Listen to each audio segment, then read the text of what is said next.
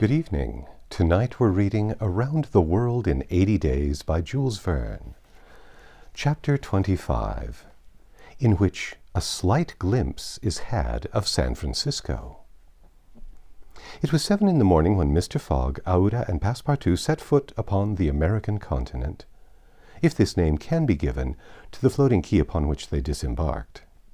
These quays, rising and falling with the tide, thus facilitate the loading and unloading of vessels.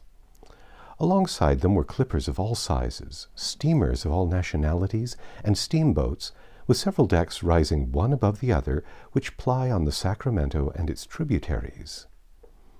There were also heaped up the products of a commerce which extends to Mexico, Chile, Peru, Brazil, Europe, Asia, and all the Pacific Islands.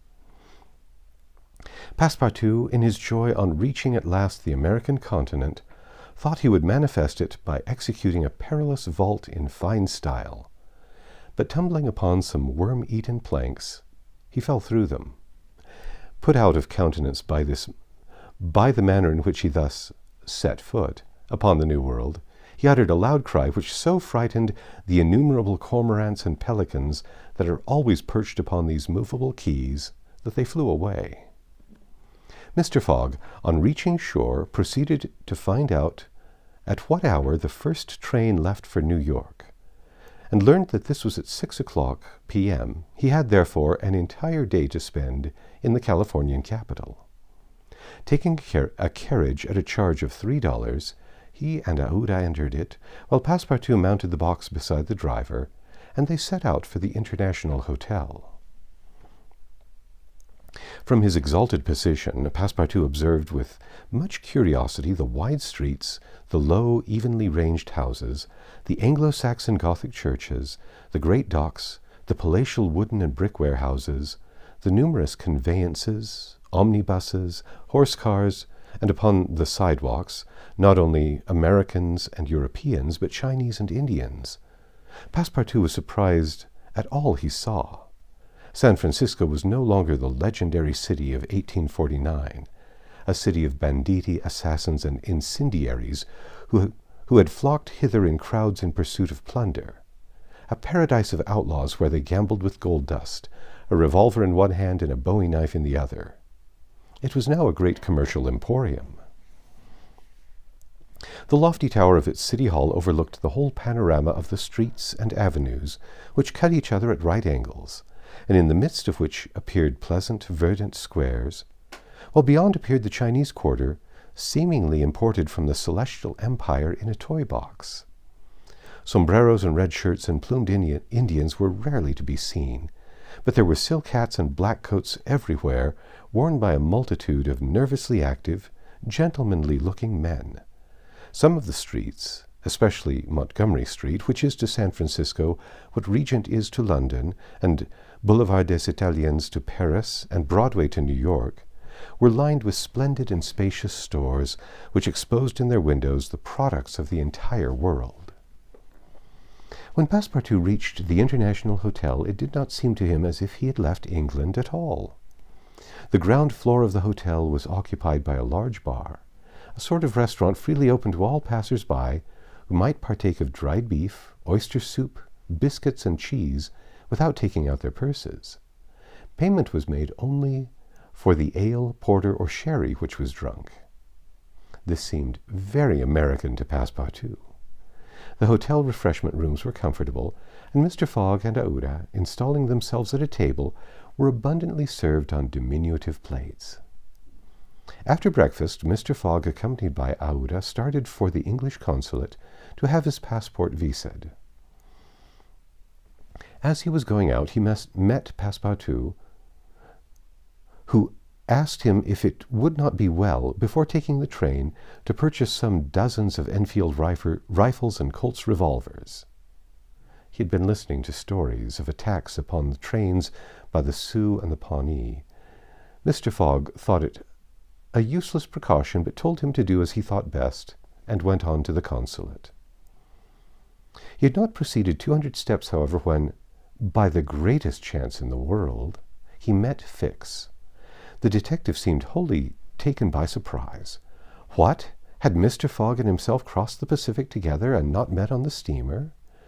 At least Fix felt honored to behold once more the gentleman to whom he owed so much, and, as his business recalled him to Europe, he should be delighted to continue the journey in such pleasant company.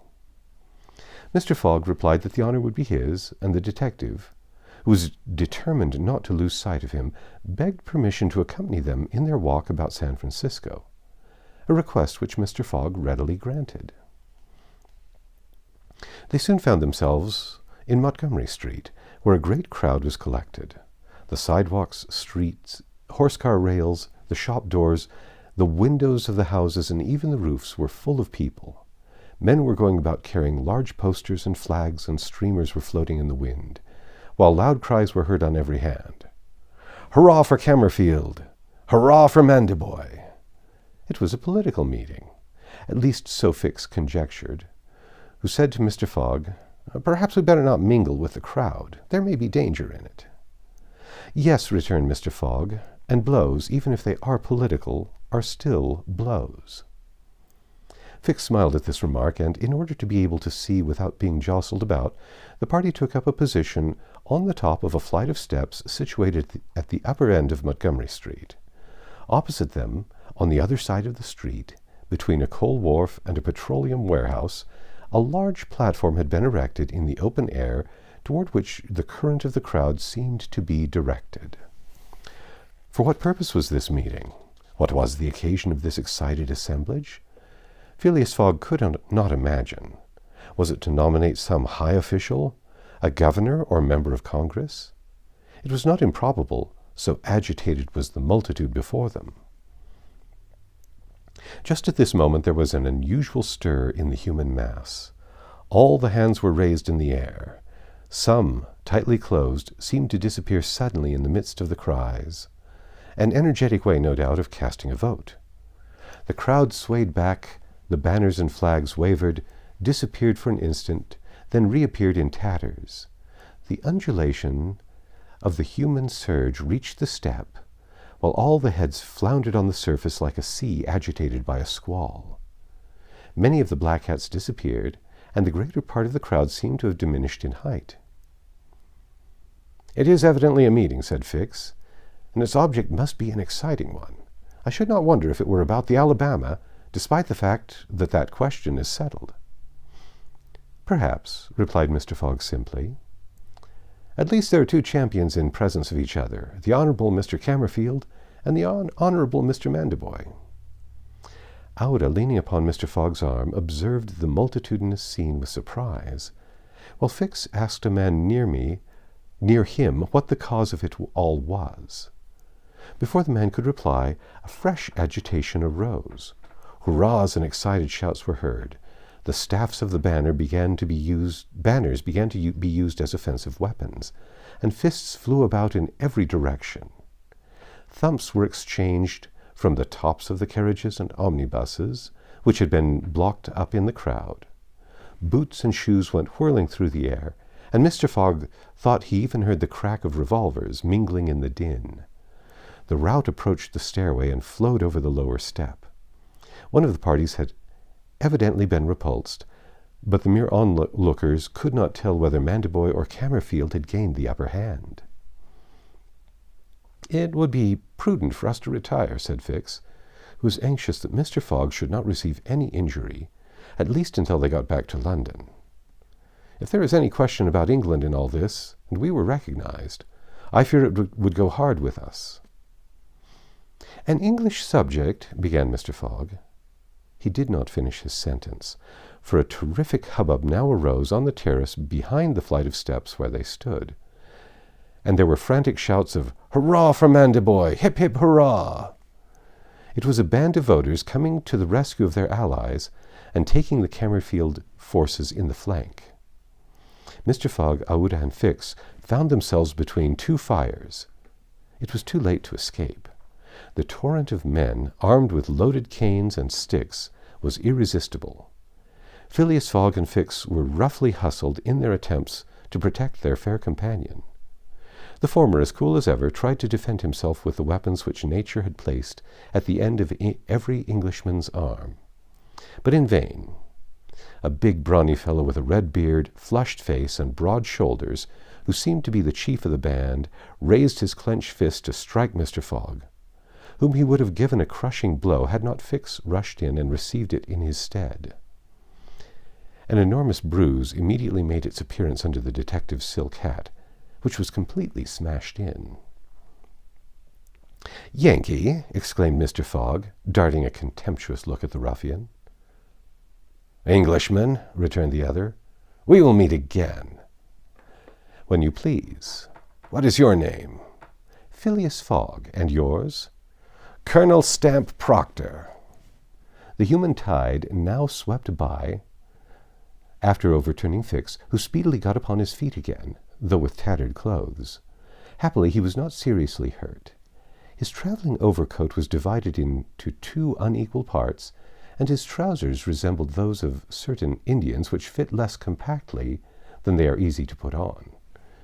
Aouda had escaped unharmed, and Fix alone bore marks of the fray in his black and blue bruises.